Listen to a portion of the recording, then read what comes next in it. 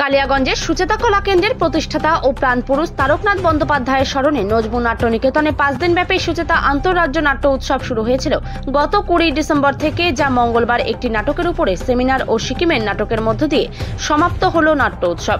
আর শেষ দিনে উপস্থিত ছিলেন রায়গঞ্জ লোকসভা কেন্দ্রের সাংসদ কার্তিক চন্দ্র পাল সহ বিশিষ্টজনেরা। সাংসদ বলেন, কালিয়াগঞ্জ শহর সাংস্কৃতিক শহরের, এখানে বেশ কিছু নাটকের দল সুনামের সাথে নাটক করে চলেছে। সুচেতা কলা কেন্দ্রের উদ্যোগে 5 দিনব্যাপী নাট্য উৎসবের আজ শেষ দিন।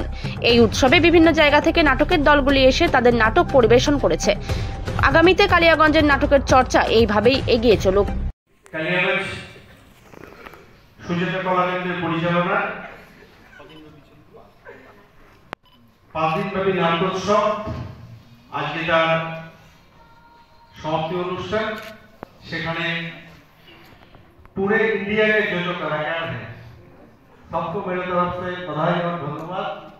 आप लोग भारत को आगे लेके जाइए, उसके साथ हम सब आपके पीछे हैं।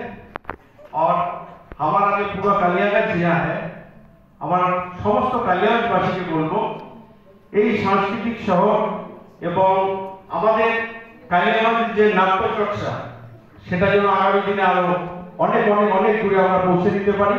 সেটা সবাই মিলে আমরা যেমন সুচেতা সাফল্য কামনা করব, ঠিক তার সাথে আমাদের আজকের যারা গোটা ভারতবর্ষ থেকে বিভিন্ন যারা ন্যাশনাল অফ ড্রামা যারা এসছেন, তাদেরও আমি উজ্জ্বল ভবিষ্যৎ কামনা করি। তার সাথে ঠিক আমাদের সুচেতার শ্রীবৃদ্ধিও এই বলে আমি সবাইকে নমস্কার জানিয়ে অনুরোধ করছি। নমস্কার, জয় হিন্দ।